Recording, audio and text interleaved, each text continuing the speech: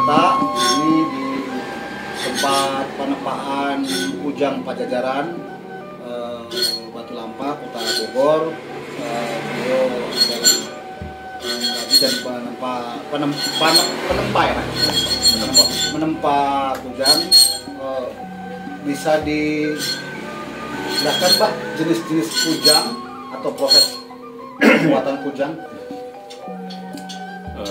Berdasarkan jenis mengerjakan Kujang itu berdasarkan sumbernya itu dari Pantun Bogor. Pantun Bogor itu dulunya namanya Pantun Pajajaran. Atau boleh bilang orang itu babat Pajajaran. Nah, di dalam Pantun Bogor itu banyak, ada 6 jenis. Diceritakan tentang Kujang dan jenis, siapa pembuatnya, kemudian bahannya dari apa saja, siapa pemegangnya. Itu Kujang itu bukan sembarang orang yang pegang, karena sebagai simbol pejabat kerajaan, mulai dari raja sampai kepada sarawarsa. Nah, dalam Pantun Bogor itu ada 6 jenis sebenarnya. 6 jenis. Masing-masing jenis itu merupakan simbol dari pejabat kerajaan, siapa yang pegang. Tetapi pada tahun 2013, pemerintah Jawa Barat ingin menghakikan Kujang, ingin didaftarkan di UNESCO. Kujang sebagai ikon Jawa Barat. Sumbernya 6 dari sini, berdasarkan Pantun Bogor yang saya bawakan, dibicarakan. Sana ada diskusi, ada semacamnya seminar begitu. Kemudian pertemuan 1, 2, 3, 4 sampai 5 kali baru ada kesepakatan. Kujang ada 6 jenis plus 1, yaitu Kujang Wayang. Jadi mulai dari Kujang Siung, Kuntul, Jago, Naga, Badak, Bangkong, dan Wayang. Tapi asli dari sumber dari Pajajaran itu 6 jenis. Wayang itu hanya tambahan. Sebenarnya Pak, kalau dikaitkan dengan sejarah masa lalu ya, ini kaitannya dengan kerajaan Siliwangi, Pajajaran atau di tanah Sunda ini, Jawa Barat ini, di awal itu ada awalnya. Ada sebuah kerajaan namanya Salakanagara. Itu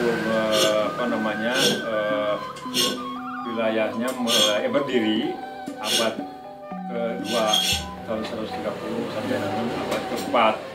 Salakanagara itu, kemudian Salakanagara bubar, ganti Tarumanagara.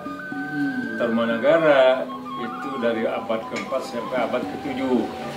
Abad ke-7 mulai ada 2 kerajaan besar di tanah Sunda ini, yaitu Sunda dan Galuh.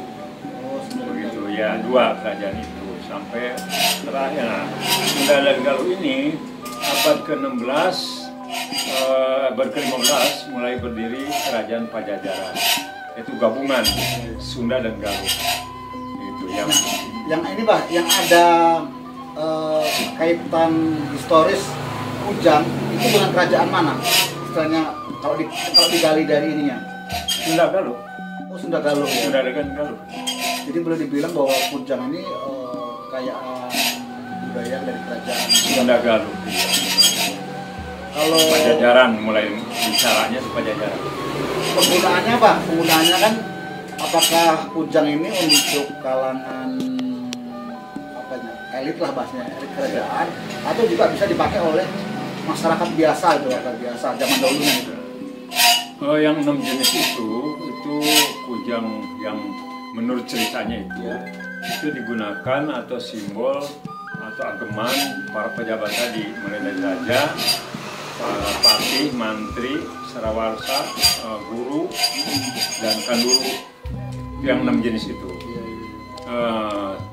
Tetapi ada Kujang yang khusus bisa dipakai oleh masyarakat pertanian. Sebenarnya Kujang pemangkas. Oh, kujang pamangkas. Ya, jadi ada fungsi kujang itu dulu itu ada 4. Yang pertama itu pusaka. Nah, kalau kujang itu dipakai untuk pusaka, maka dibuat sebagus mungkin. Tapi zaman dulu kan nggak mungkin bagus.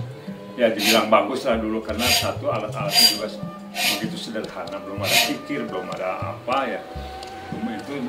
Cuma dibuat sedemikian bagus, sebagus-bagusnya zaman dulu, nggak sebagus zaman sekarang. Kemudian matanya ditutup, kan ada matanya, setiap kujang itu ada matanya, ditutup, dicocok menggunakan logam mulia, bisa emas, bisa perak. Kemudian diberi muatan magis, itulah kira-kira. Ya. Kemudian yang fungsi, ada lagi fungsi yang kedua itu pakarang. Sekedar alat bela diri aja.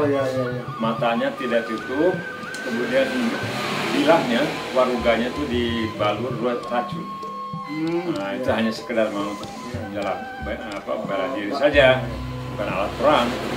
Jadi orang tergores sedikit ya fatal akibatnya. Kemudian fungsi yang ketiga tuh pangarak. Nah, pakai ini. Ini untuk mengarak upacara adat, upacara keagamaan, upacara kenegaraan. Yang pengarak ya. Pengawalan ya. Ya, kita juga sedang membuat ini. Kemudian fungsi yang keempat adalah sebagai pamangkas. Untuk memangkas, nyachar semak belukar yang akan dijadikan lahan pertanian. Masyarakat sudah itu kan masyarakat pertanian. Ya. Saya pernah baca-baca kujang itu asal katanya dari kudi dan hiang katanya. Kudi itu senjata, hiang itu hiang macam dewa. Jadi kujang itu artinya senjata yang punya kekuatan dewa atau pusaka lah gitu. Itu sudut pandang seperti itu benar nggak, Pak? Bahwa kujang itu dari istilah kujang itu diambil dari kudi dan hiang gitu. Memang itu berkembang. Itu pendapat para sesepuh lah Inohong Sunda. Sebenarnya zaman dulu nggak ada itu. Cuma berkembang saja. Silahkan aja mereka punya pendapat. Kan memang katanya kujang itu berasal dari kata kudi hiang. Kalau kudi hiang ya silahkan aja. Ya. Kemudian kujang berasal daripada Jawa Hyang.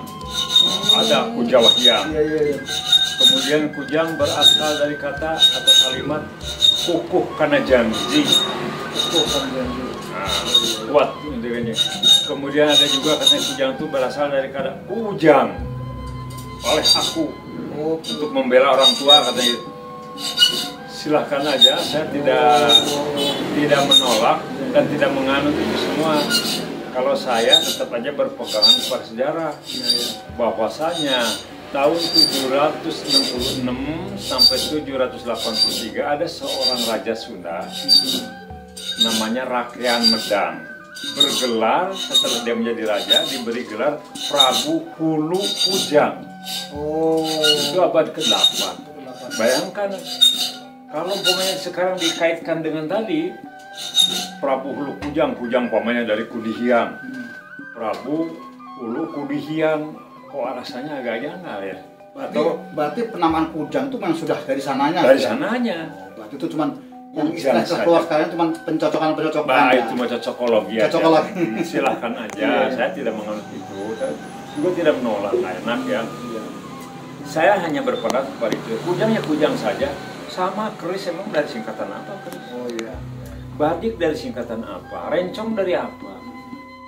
Kemudian mando, parang, golok. Kan tidak. Memang orang Sunda sih itu kelebihannya kadang-kadang suka mengkiratakan. Itu suka menyingkat-nyingkat begitu. Kujang lagi. Nah itu kan hanya kirata-kirata aja. Orang Jawa bilang namanya kerato gosong. Iya gitu. Ya silakan aja. Itu cuman saya sih tetap aja sebagai pembuat kujang ya. Kujang aja. Buktinya itu raja itu bergelar Prabu Hulu, kepala kujang. Tapi kepalanya itu apa saya nggak tahu. Tapi udah kata-kata kujang. Ya, terima kasih Abah sudah berkenan menerima saya untuk saya limbah ilmu dalam